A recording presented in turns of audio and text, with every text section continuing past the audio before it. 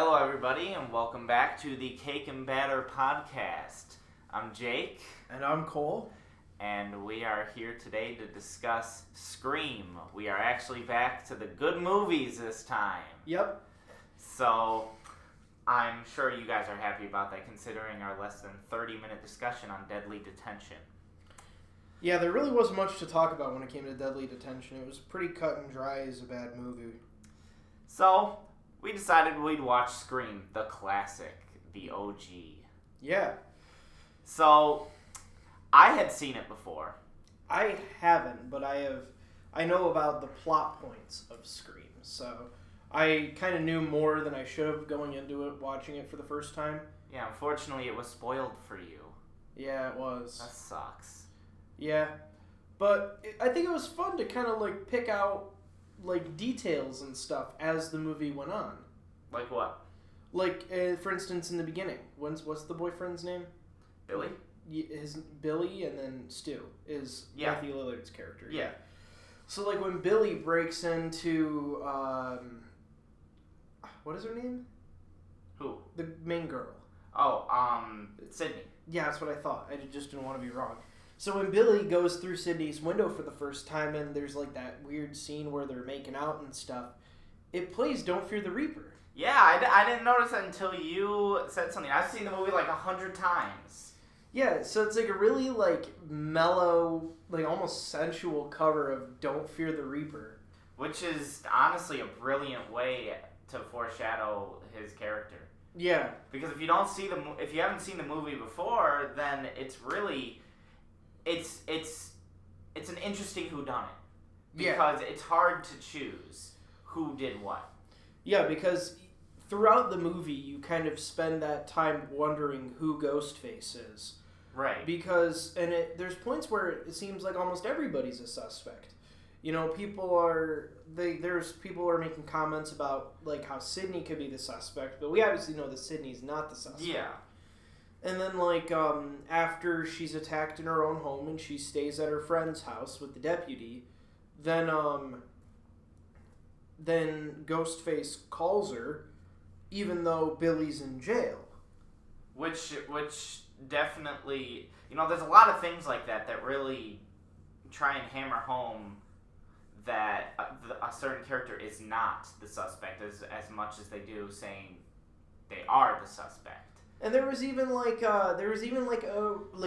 scene with Henry Winkler as the principal. Yeah, I was trying to tell you that he's a suspect. Yeah, but he's swinging the scissors at the kids. And then obviously, spoilers, but Henry Winkler ends up dying. I think they killed the Fonz. Yeah, I thought that was unable to happen. I thought Henry Winkler was immortal. But apparently not. Apparently he died in Scream, which is crazy. But even with I don't even, what's the name of the guy who works at the video store? I don't remember. Why can't I remember his name? I can't remember the name of any of the characters. I don't know why I can't remember his name. I know who you're talking about though. It's the dude, but I can't remember his name, and I don't. See, know why. This is why we need to have the cast list up when we start. Well, I should know his name. I've seen the movie about 1,000 times. So I don't understand why I don't know it. It would be. Was it Randy? Yeah. His name is Randy? Yeah. Okay. Yeah, so when there's a scene with Randy where Randy is he's everybody's a suspect, and he's talking about the rules of horror films, because the film's pretty meta when it comes to horror movies. Right, you can't talk about Scream and not mention the meta. Yeah, because they make a lot of references to other horror films, especially with the opening scene. The opening scene is something else, because there's just this girl who's having a conversation with Ghostface, and he's asking about horror movies and stuff like that, and she's saying, and they're saying stuff about the meta of horror films. And Sydney, when Ghostface talks to Sydney for the first time, she's like, it's always about some killer creeping in the house and some big-breasted girl runs up the stairs when she should go out the front door. It's insulting. It's insulting. Yeah. And then when Ghostface chases her, she can't get out the front door because she locked it, so she runs upstairs. That's got to be one of my favorite parts of the movie because of how quick it is to make fun of what it's doing. Yeah. And, like, even with when Randy is on the couch watching Halloween and Ghostface is right behind him, he's saying, look behind you. Yeah, look behind you, turn around. No, turn around. You know, and he's just... I think that it's just so brilliant the way it's written. You know? Yeah. Because it knows what it is. Not only does it know what it is, but it knows how to poke fun at the genre.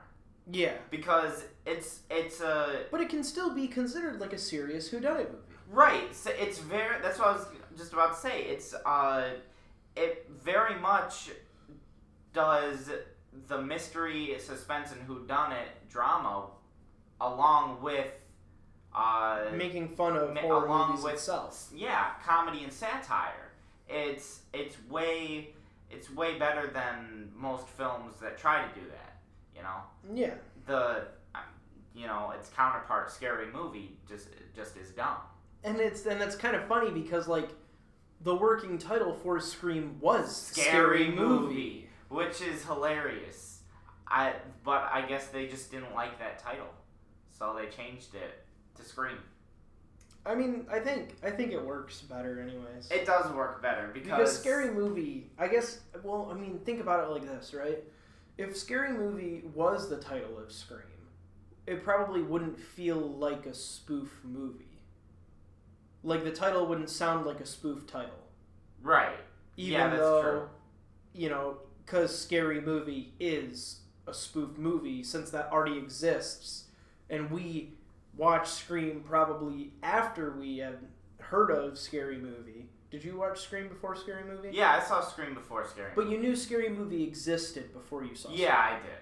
So it's like, automatically you have that idea of Scary Movie in your head because you know of its existence before Scream.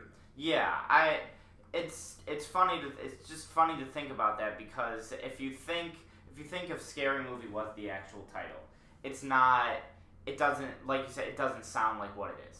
Yeah. You know, because Scary Movie does have that spoof sound to the name. Whereas Scream, it's got a more horror title to it. Yeah. It's got that one bad movie, you know? Yeah, but like if Scary Movie didn't exist and Scream was called Scary Movie, would it still sound like a spoof title? I would say it would, yeah. You think so? I think it would. I think, in fact, that if Scream used Scary Movie probably wouldn't exist, or at least it wouldn't have spawned a franchise. You think that just the title spawned a franchise? I think it did, yeah. Because knowing the title Scary Movie, you know what you're getting into. Because if you hear, we're going to see Scary Movie. Oh, what's Scary Movie? No, Scary Movie. It's just called Scary Movie. You know you're getting into a spoof movie, whereas you can build a franchise upon that.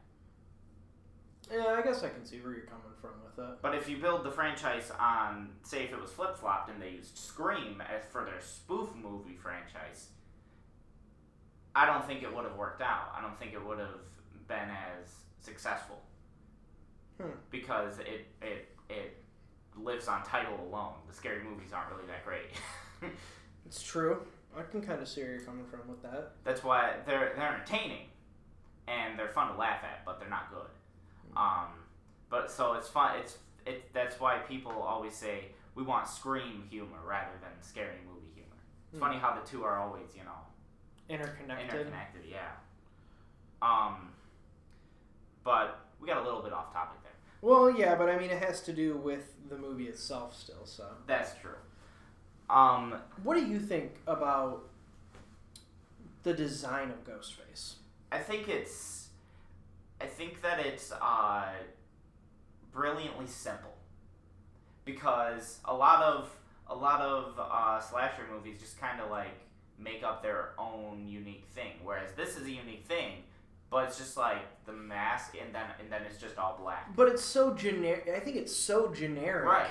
It's so generic that the idea that the Ghostface outfit could be found in any Halloween store.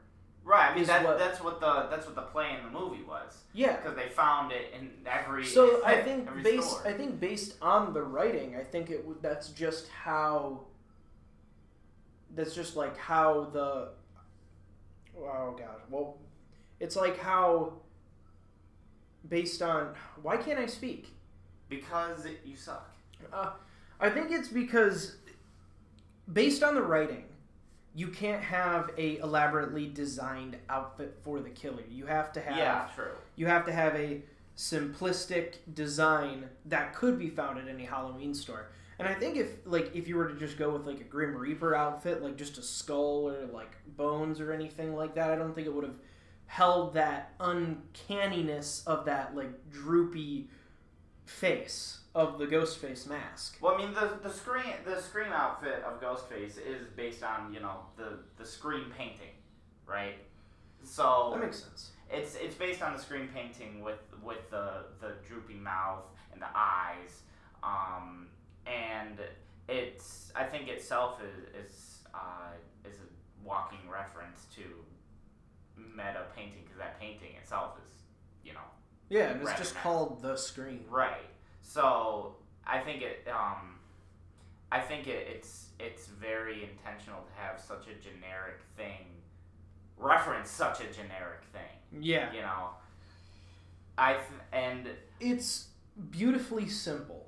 It is, and that's what makes the movie special, because everything about it is so greatly simple and so generic, except for the whodunit aspect of it.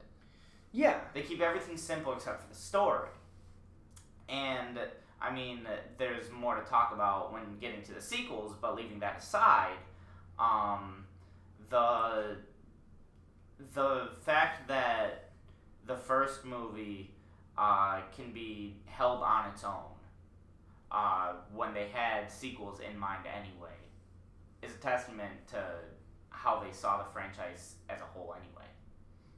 Yeah, I can understand that. I think going into the story with the whodunit, though, finding out, like, I already knew, but for anybody who, like, must have saw it the first time, finding out that it wasn't just Billy who was the killer, but it was also Stu. Yeah. Like, that was kind of a kick in the nuts.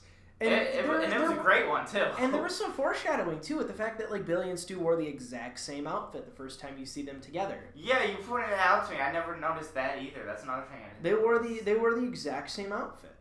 And really, like, Matthew Lillard playing Stu.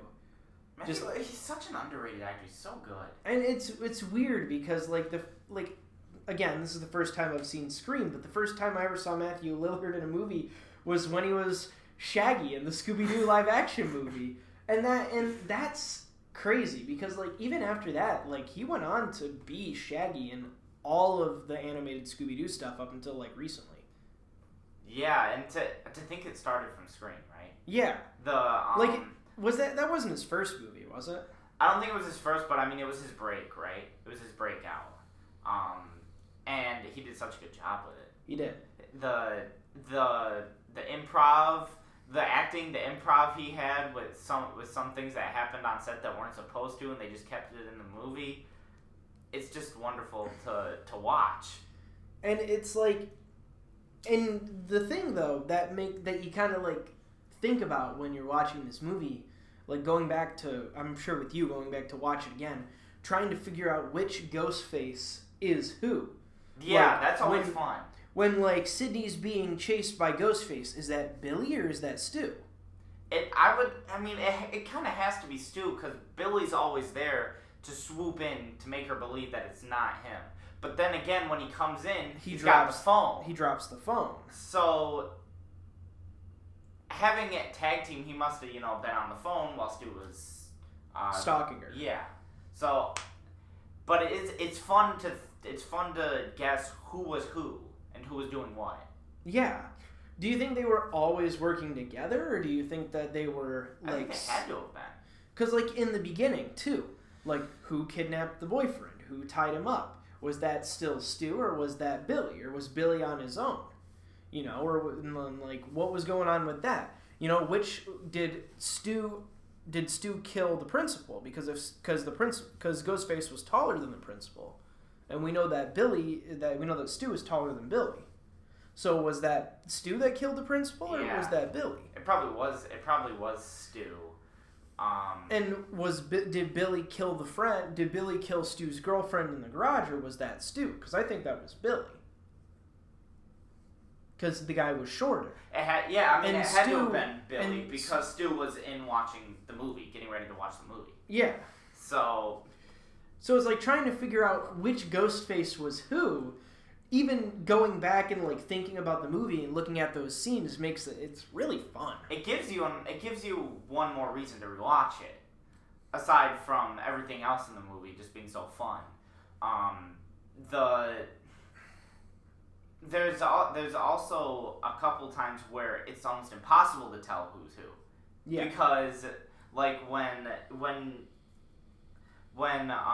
Billy's locked up and that's when Sidney gets the call, right? But that's Billy.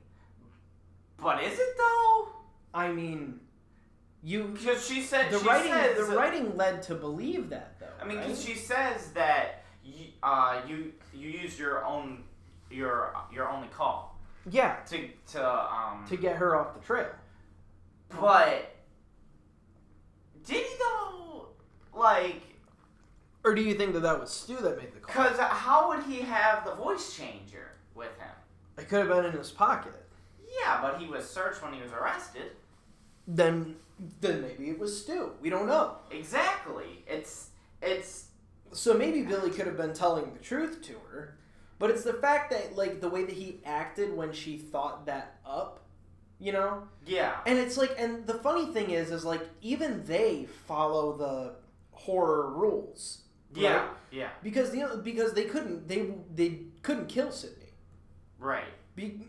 Like when she was attacked for the first time, Billy obviously swoops in to save the day. Yeah. But it's not until Sidney tells Billy that she's ready to, do the dirty with him, then she breaks the number one horror rule of you can't have sex, and now Billy is like, now she can die. And it's like, and that was interesting too, because it's almost like they were following their own crazed moral code. It was them using horror logic as their moral code in a way. Yeah. You know. And that makes that like, it's an interesting way to have the killers work, but it still makes them crazy. It doesn't justify them. Yeah, but it's like you said, it's an interesting thing from a writing standpoint. Yeah. To make the killer meta too. Yeah. That whole from when the party starts to when the film ends, that's just one crazy last act. It is. And it's like you kind of like even with Gail Withers, the reporter. Yeah. Like you kind of hate her at the beginning. Yeah. And it's not until like the very end that she kind of pulls like a Loomis from Halloween and saves the day with a gun. You know? Yeah. So maybe it's because I've seen the sequels and you haven't, but I still don't like Gail. No, even though she saved the day. Is she in the sequels? Yeah, she's in the sequels. Mm. They all are. Everybody is? Yeah.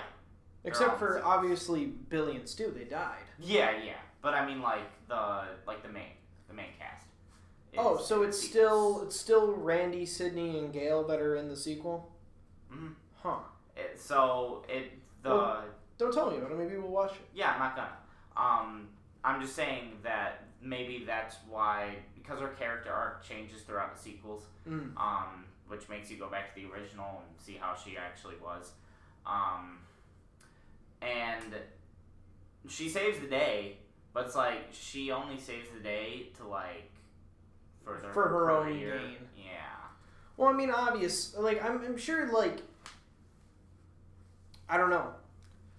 It's interesting to think about, but again, it also goes back to like the fact that these are all just people. This isn't like, Halloween where Michael Myers is like this, like, has no pain tolerance and he like can get shot 6 times and still be okay. That's another thing I like about Scream is the characters are human. Yeah, no matter who's in the suit, mask, who's under the mask, he's always getting kicked around and thrown to the ground, and plenty of slapstick comedy with it too. Because they like in the one scene she hits him with the beer bottles in the garage. Yeah. And then he flips over her, and in one scene Sidney slams him in the face with a door, and he just flies down. Yeah. So that's what I like, because I mean that's what's gonna happen, right? Yeah. In real life, when you're gonna obviously try and not attack back. obviously not that over the top like flips and Three Right. Stooges level stuff, but that's what's gonna happen if you were being chased by a killer. You're gonna try and do something back. Yeah. And get away. So I appreciate that, and I appreciate it being a little bit over the top of satire on people like Michael Myers or Jason. Yeah, because it's not like Ghostface is this entity that can take hits and be okay. Like when in Halloween, when one of the Halloween movies, when Laurie Strode pins him against the wall and he's hanging there with the knife sticking out of his chest, and he still manages to pull it out and chase her. Like it with Scream, like he gets knocked around pretty goddamn hard, and that gives them a good chance to get away. And it's like, and that's crazy. And even like you really see how crazy Billy and Stu are when they're coming up with this story where like they kidnapped Sydney's dad and they like actually stabbed each other to pin it on her dad. And yeah, that's nuts. That is nuts because they're actually crazy. And it's funny, like Billy has this motive, right?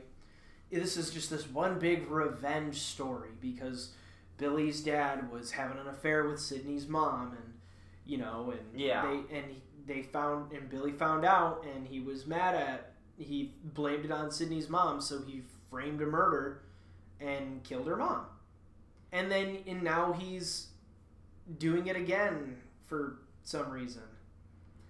Well, like, that was the reason, like, he gave a reason to why he killed the mom, but what was his motive for... So his motive was, killing it was like... Sydney. It was the 1-year anniversary of the death of her mother. Oh, okay. And to the day. Yeah. And that was, which, find it funny how they're going to plan a party on the 1-year anniversary of her mom's death. But okay, whatever. Movie's got movie, right? But they have a reason for it. They have the whole thing set up because it's like they have the whole thing planned out. This was like meticulously planned. Start the killings. Yeah, you're right. Start the killings, kill the principal, get school suspended indefinitely, then have a party because school's out. Yeah. And nobody gives a shit about Sydney's mom. Yeah. Because they're all focused on the killings right now, so nobody knows that it's to the day. So that Sydney's going to show up regardless because she's friends with Stu's girlfriend. So obviously, Sydney's going to show up, therefore they can do the killings and get Sydney murdered and blame it on her dad. There's one thing in that final act that I don't understand, and that's when Randy gets the call that the Fonz is dead and hanging in the football field. And then everyone's happy. Yeah, everyone's happy and says, let's go see him, and they all run out of the house. I think that, are you saying like, how did Randy get the call, or? No, I'm saying, why are they so happy? I don't know. Let's just ignore that Randy gets the call. Well, I mean, obviously, that could have been either, because Stu was gone. So that obviously could have been Billy or Stu that called Randy. Because they knew... Yeah, it could have been anyone. And I think it's like, whoa, a dead body, let's go check it out. Yeah, but it's like... they're way too happy about it. Yeah, and I get it, they're all drunk and high, but like, still, because you clearly see how wasted they are when they start driving all over the place. But it's like, I don't know. I feel like I don't know anyone who would react that way to hearing that their principal was mutilated. If I heard my principal was dead, if I was in like high school and I heard my principal was dead, I would probably go, holy shit, that's fucking bonkers. I can't believe another dude is fucking dead, especially the principal. And I probably wouldn't go check the body out. No, I wouldn't. I'd be like, I'm good. And I'd stay home. And I'd finish watching Halloween. Well, I'd probably get killed by Ghostface. Probably, yeah. But here's the thing, it's like, so that was the plot reason to get all the kids out of the house. Yeah, that was the plot reason, but what's the story reason? Right, that's the plot reason, that's the reason for Kevin Williamson, so that he could have the... So he can have Ghostface with all the main cast. Right, but then, it's like... Why? Okay, but why? Why are the kids I get it, so why excited? You need it for the script. But it's like, I see you needed to get there, but I don't see why you chose that route. Yeah, there could have been another way to get the kids out of the house. Right. There's so many other reasons, like... I mean, you could even having, the deputy just kind of show up, too. Because, he's there walking around, but maybe... Yeah, maybe the party gets shut down or something. Yeah. Because kids are drinking. And then the deputy, and that gives the reason for the deputy to do something. Speaking of which, did he die? Who, Dewey? Yeah. No, he just got hurt. Yeah, he just got hurt. Dewey didn't die. So I just feel like that one instance could have been better. Yeah. But I understand why it needed to happen. I just wish it could have been a better way to make it happen. Yeah, that makes sense. I don't know. That's just me, though. What else was interesting about the thing? Oh, you want to know a question I had about the movie? Why the hell did Sydney wear the Ghostface mask when she stabbed? Because movies got a movie. Nah, well, okay. It's I see it as kind of like a satire on slashers when because I think is it like the whole trope of the survivor becomes the next killer or something like that? Because I think it's a play on. I think it's another play on, in the beginning. God, that beginning is amazing. The beginning is really good. The beginning is amazing. It's so suspenseful. And if you're watching it for the first time, you don't really know the stakes until he's like, because I want to see who I'm looking at. Yeah, and just once he says that, your mind goes, okay, what? Yeah, and it's like, that is Who Boy. So... But anyway, I think it's a play from the beginning when they talk about Nightmare on Elm Street, right? Which is also directed by Wes Craven, right? And speaking of, don't mean to derail you, but the janitor, who was also Wes Craven, who was also dressed up as Freddy Krueger. That's hilarious. That was just like that one gag. Old Freddy janitor Wes. Right. But in the beginning, when Drew Barrymore is talking to the guy on the phone, talking to Ghostface on the phone, and they start talking about Nightmare on Elm Street. Yeah. And she says the Ghostface says, yeah, I like that one. It was scary. And she goes, well, the first one was, but the rest sucked. Yeah. Which I find hilarious because it's Wes Craven. It's his story. But anyway, I feel like it's another play off Nightmare on Elm Street. Because have you seen the second Nightmare on Elm Street? No, I haven't. So in the second Nightmare on Elm Street, it starts to you start to follow the kids more than Freddy, and they start to go into this weird protagonist to antagonist type deal in a story. It's weird. They're all stupid. The sequels. So I think it's another play on what they did to what other Wes Craven films. Oh, okay. You want to know something that I really liked about the beginning, though? What? That trick question with the Friday the 13th. Oh yeah, that's beautiful. Because because if your first thing, what do you think of when you go to when I say Friday the 13th? You think of Jason, yeah, right? But Jason's not even in the first movie, right? Because it's Pamela Voorhees that's the killer. And the fact that he uses that question as it's almost like a trick question just so he can kill the boyfriend. It's because he's like, who is the antagonist? Who was the killer in the first Friday the 13th? And she goes, Jason. He goes, no, if you would have seen the movies, you would know that it was Jason's mother that did it. And it's like, oh my gosh, that's such a good question. Yeah, he's like, Jason didn't show up for the sequel. And it's funny because when we were watching it, I mean, you hadn't seen the opening scene to Scream before. No, I haven't. So it was all new to you. That was probably like the best part for you because you didn't know anything about it. And I knew you were into it because as soon as she said, Jason, you're like, oh no, it's not. Immediately you said, no, it's not. Yeah. You're screwed. You're dead, lady. Yeah, because it's like no. Like that's it's like it's the perfect excuse. It follows the rules of Ghostface's game. It does. But it's not even a trick question.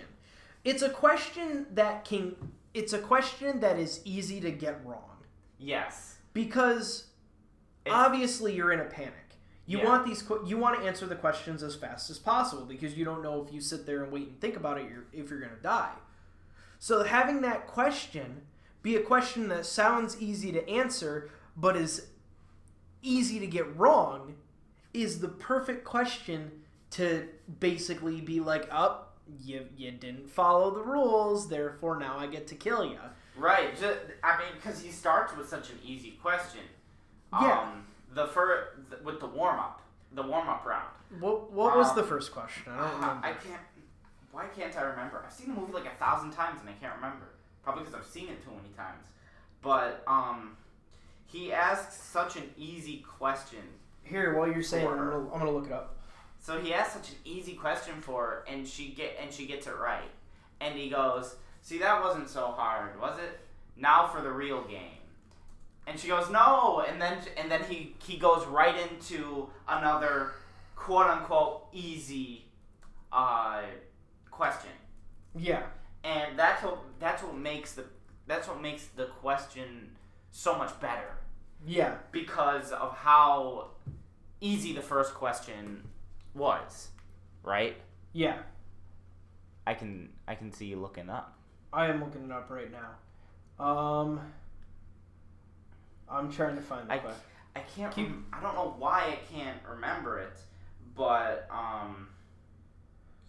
All right. So the warm-up question was name the killer in Halloween, and she says Michael Myers. She says Michael Myers. Yeah, that was it. And then, now the real question was obviously, name the killer in Friday the 13th. Yeah. Which is not. Because she says, and this is the script, she says, Jason, Jason, Jason. And then he goes, I'm sorry, that's the wrong answer. She goes, no, it's not. It was Jason. He says, afraid not. And she's like, it was Jason. I saw that goddamn movie 20 times. It was Jason. And he says, then you should know that Jason's mother, Mrs. Voorhees, was the original killer. Jason didn't show up until the sequel. That's it. And that is like bone chilling. And that's not, and she says, you tricked me, but it's not a fucking trick. Pardon my French, but it's not a trick. It really isn't. It follows the rules. That's the perfect way to just dupe somebody. And the script says Casey is stupefied. Stupefied, great word. What? That is an amazing word. That is such a perfect way to set up the rest of the movie. Because like you said, it follows the rules, which the rest of the movie does in a meta way, but it follows the rules. There are rules to this movie. And they always talk about rules in the movie as well. And that's the thing that blows my mind, because they managed to take this story. If Scream was just a movie without the meta, it wouldn't work. This would be the most cliche movie you've ever seen. Right, but what makes it so innovative is because it knows exactly what it is and it plays with the meta of slasher films. Exactly. And that's why this movie is so important to me. I think it's so brilliantly written in every aspect. To me, it's important. It's literally my favorite horror film because of how it's written. Yeah, and I can agree with you. It is a really, really good movie. It's like, it just seems like all the characters are just very well developed. They are very well developed. Even the ones that like are playing off characters that shouldn't be well developed, but yet they still are. Yeah, and it's like even with, and you really during that final scene in the final act, the whole thing that takes place at Stu's house, it's you really sit there and you wonder who's going to die because I didn't know that Dewey survived, or not Dewey. I didn't know Dewey survived. I thought Dewey died. I also thought that Randy died. Oh yeah, no. And I thought Randy died, like twice. I thought that Ghostface was just gonna shank him because he was there, but he didn't. And then when Randy got shot, I was like, oh shoot, Randy got shot. I'm like that. She's like, how are you alive? She's like, I thought you were dead. He's like, oh, I probably should be. I've never been so happy to be a virgin. Right? And he still manages to crack a joke about the horror film. The best part about that final act, actually no, the second best part. The best part is them in the kitchen. The whole like monologue with Billy and Stu and Sidney. Yeah, they're quote unquote motives, right? Yeah.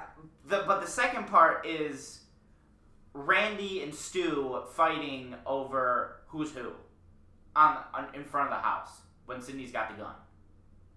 Because Randy comes up with his injured leg and he's limping up and he's like, Sidney, no, it's me, it's Randy. And then Stu comes up. He's like, no, Sidney, give me the gun. He tried to kill me. And then Randy's like, no, it's him. And then Stu pushes him back. He's like, give me the gun. Yeah. Them two just fighting over who to believe. And even with the just the stellar scene in the video store. Oh, I love that scene. With the stellar scene in the video store, you Randy at that point is top suspicion. There's a very simple formula. And you think that, and just for that one moment where Ghostface is behind Randy but doesn't kill him, makes you think that they might be in cahoots. True. That's true. So, it's, I don't know. It's just really interesting to think about. It's just a very well-structured whodunit film. I love the innovative play on the locked car scene, or I guess sequence rather. Where she locks all the doors, but she doesn't think about the trunk. Exactly. She locks all the doors, and you think, well, they're gonna play off this like every other horror movie. You're gonna unlock the car. He's gonna come through back door or something. No.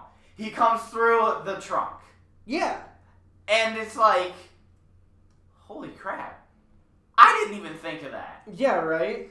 So, it's such a play because it's like, it's something you should think about, but you don't. Yeah. Because normally when you watch a movie, you go, why is she doing that? Yeah. But it's like, I wouldn't even think to lock the trunk, right? Yeah. So, it's such a brilliant move. And it's like, and it doesn't, like, the way that everybody dies, it's like, they don't even try to, like, hide the bodies like in other horror films. Oh, yeah. Like, like, when I watch all of the Friday the 13th movies with my roommates a couple years ago, we always complimented Jason's interior decorating, which is what we called it when he hid the bodies.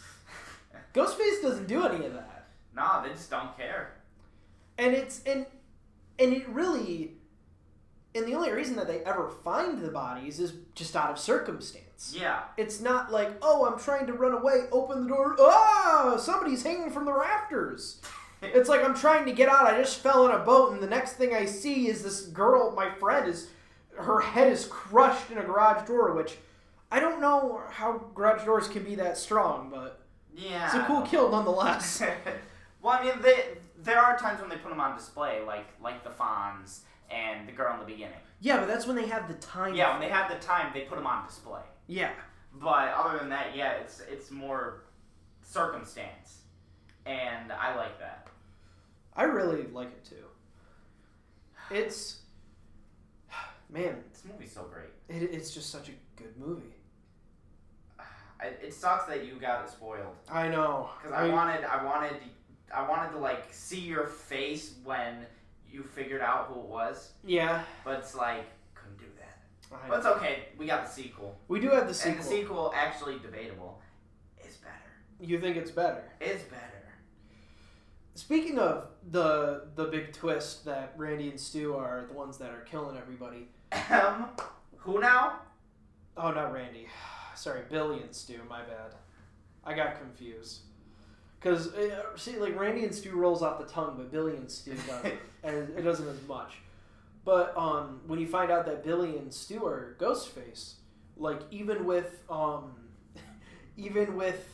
like, Stu, Sydney's like, what's your motive? And he's like, peer pressure. I love that. Peer pressure, I'm way too sensitive. Like, I love that. He doesn't even, like, that makes you think, well, did he really do it because of peer pressure, or did he do it because he's actually insane? I think it probably is a little bit of both. I think it's a little bit of both as well. And especially, like, with when he picks the phone up for the last time, he's like, did you really call the cops? And she's like, yes, I did. And he's like, my mom and dad are going to be so mad at me. Because it's like, that's the first thing that you think about? You're a crazed killer, and the first thing you think about is how your parents are going to think. It's funny, you know, it makes you wonder if, like, Stu and Billy were always a team. Because when Billy's talking about killing Sydney's mother, he says, I. He doesn't say we. No, he doesn't. He just says, I. And that makes so you when think, did Stu come in? I think Stu came in. I think Stu came in after the opening. I think the opening was all Billy. Oh, you do? I think the opening was probably all Billy, and Stu came in. Then it makes you wonder how he came in, though. Yeah, right. Probably. What if it was after that first conversation? Which one? At the fountain, when he's making all those jokes about liver me alone. No, I think he was probably in it at that point. Oh yeah. At least I think maybe it was during like the lapse between when Sydney's mom died and when Ghostface actually started becoming a thing. I think it was probably right before the opening scene. Really? Because I guess it would make sense, wouldn't it? Because the girl that died, Casey, she was connected with Stu somehow. Remember they were talking about it at the fountain. Yeah. And you find out it's because she left Stu for Steve. And Stu doesn't picked her out, right? Stu doesn't put it like that. Right. But that's probably what happened, and maybe that's why they chose her to be the first one. Because of what happened between her and Stu. I think that's probably it, you know. I think that because there's also no Ghostface doesn't have a phone with him in the opening scene. No, he doesn't. So, and nor does he ever talk. So, in the opening scene. No, he does. Other than on the phone. I don't think he talks. I think he only talks over the phone. He never talks in any of the scenes that he's in. No, because you can't get that voice changer in there. Until you take the mask off. Right. So, I think that probably right before that, Stu probably suggested Casey or something. Yeah. As their show-off victim. That would make sense. So, that's what I think. That's just me. And I think that makes perfect sense. I think that makes perfect sense, too. I don't know what else. What else is there to talk about with this movie? I think we've covered everything about this movie. What would you rate it? I give it a solid 8 out of 10. 8 out of 10? Yeah. See, I think I would bump it up a little bit, give it an 8.5. Oh, really? Yeah, What gives it that extra half point? I think the fact that it knows exactly what it is and it plays to its strengths with that. So the meta really helps it get that extra half point. The meta really helps it get that extra point because now that we're talking about it and we're kind of like really like almost figuring out off-screen stuff. Yeah, that's what a good movie does. Yeah, it makes you think about off-screen stuff. Yeah, and that's what really bumps it up that half point is because now that we're talking about it and we're like almost piecing together the whole story, even though we only know parts of it from the movie, that's what really brings it up that half point. That's a good point. Maybe I'll have to revisit mine then. Well, I mean, I know what the sequel rating is, but if I won't say it now in case we do a podcast on the sequel. I mean, October is coming up. Yeah. Why don't we just dedicate all of October to horror movies? I'm okay with that. All right, let's do it. With that, we can start. We'll do next week's podcast, and then after next week's podcast, we'll do all horror movies. Yeah. That sounds great. That sounds like fun. All right. So, what are we gonna watch next week? So next week we're gonna watch my favorite film from 2018, my absolute favorite, and it wasn't a studio film. It wasn't anything big budget. It was an independent. Thunder Road. Okay. Written and directed and starring Jim Cummings, who is fantastic. Made on a very shoestring budget, and I love it. So we're going to watch that. It's on Amazon Prime. Only on Amazon Prime. Yes, unfortunately. Yeah, I mean, you can rent it everywhere else, but watch it on Amazon Prime for free if you got Amazon. But, yeah, we're going to go over that. And I think you're really going to like it. Yeah, I liked the short, so. Oh yeah, that's another thing. So, people, if you haven't heard of it, there was a short film that it was based on called Thunder Road. And you can watch the short film on Vimeo. Yes, you can.